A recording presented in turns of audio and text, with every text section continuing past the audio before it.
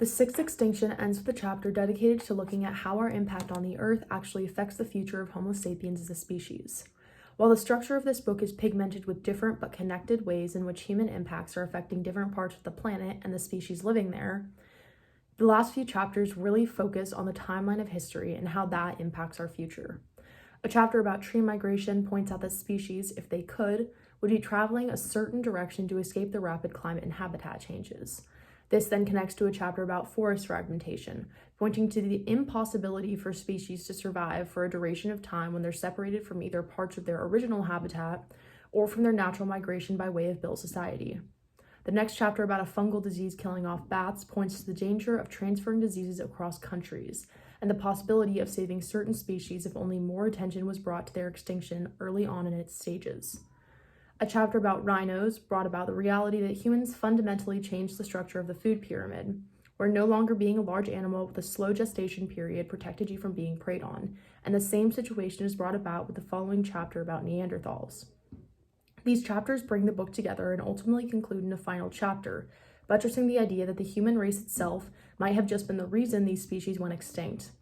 Throughout the novel, Elizabeth Kolbert speaks to our impact on everything on Earth, and from the start, she cements the idea that humans are severely altering the future of the planet in an escalated way that has never been seen before in history. This book then does not end hopefully in any sense. If anything, it brings to attention the danger of Homo sapiens and our inability to see just how drastic our climate change impact on Earth is. We are currently watching the planet be destroyed at our very hands, which means that it can't be too long before we realize the depth of the destruction we're doing to ourselves in the process. The gravity of the impact of humans on planet Earth is often overlooked as something that can be fixed with the right amount of chutzpah and determination. The sixth extinction destroys this fallacy, just as much as it explores the destruction humanity has placed upon species all the way from the time of one-ton ground sloths and the Neanderthal to present day, where human impact is seen everywhere from coral reefs in Australia to the flora and fauna of the Amazon rainforest to the bats of the northeastern United States. Elizabeth Kolbert craftily pieces together present-day case studies regarding species that have been deemed extinct or almost extinct at the hands of Homo sapiens.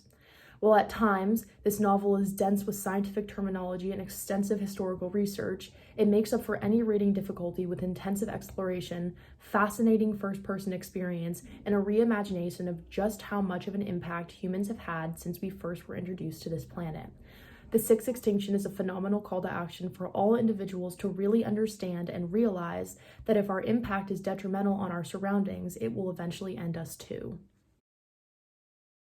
A local story that could be reported in the next few years regarding the topic of the sixth extinction is the extremely poor water quality that has plagued coastal Massachusetts for so long. The cuts the president has recently made in terms of environmental departments and protection have exacerbated this issue and bring into discussion several other issues. The validity of the state's wastewater treatment resources, the impact of human littering, boat use, and refusal to abide by environmental protection acts, and the necessity of species protection, whether that be of whales or aquatic birds. In order to report, I would try to get in contact with the Massachusetts Department of Environmental Protection, the Massachusetts Environmental Trust, and the Massachusetts Board of Wastewater Management. And while I most likely would not be able to reach the heads of those departments, I would want to reach out to the heads of research as they have the direct links to the environmental issues at hand. Throughout her research, Kolbert consistently made contact with scientists who weren't necessarily extremely well known, but who had years of experience in various fields that gave them the ability to really hone in on their current projects.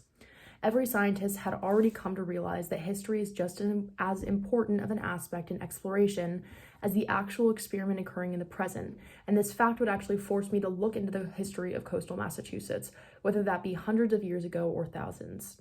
I think a long-form format suits this piece best. However, I think it would have to be a series of some form as a result of the many different but connected aspects of this topic.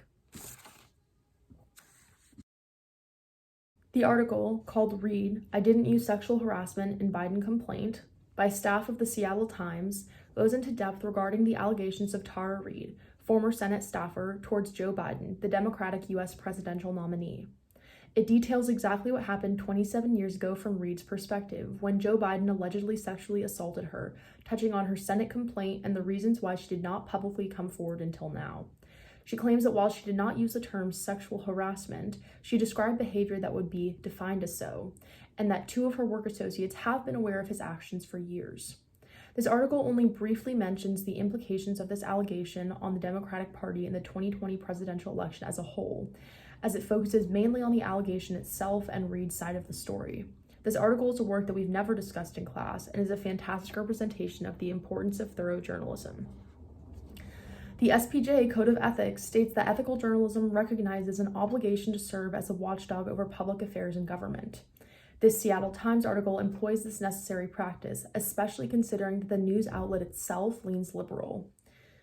Even though this issue puts the Democratic Party in a bind and calls into question the behavior of the only presidential candidate other than Donald Trump, whom the Seattle Times notoriously does not like or support, the paper still addresses this situation and these concerns in order to inform the public of this issue without blatant bias. It chose not to ignore or avoid talking about these allegations against Biden, allowing it to be a watchdog of the government regardless of party lines and outlet beliefs. The Times recognizes the responsibility it has to report on all facets of public affairs, and the fact that the paper will even speak out about the negative occurrences plaguing the party it supports proves this. Over and over in our lectures, the job of a journalist was quoted to be to report popular and unpopular news at timely and untimely instances. The Seattle Times article exemplifies this quote because this is an extremely untimely instance. America has the opportunity to elect a person to power who either wants to erase our democracy or one who seems to give power to the press, to understand the necessity of reporters and journalists in our society. One candidate wants to strip power from news outlets, and one would presumably give respect and power to them. Yet this article sheds light on assault allegations of the very candidate who would support and empower the Times itself. This news is unpopular amongst liberal outlets like the Times and its liberal-leaning readers as well. But nonetheless, journalists have a responsibility to report even the most unpopular news at critical times like this. This just cements the importance of journalism in a democratic society. The Times is proving its loyalty to the citizens by arming them with knowledge of possible wrongdoings of a person in power. And without this dispersal of information, the public might have a lesser ability to make its own educated decisions about who it's supporting and ultimately voting for in the upcoming election. The Seattle Times is staying true to journalistic truth and values, despite the fact that exposing this story may not be in its best interest in the long run.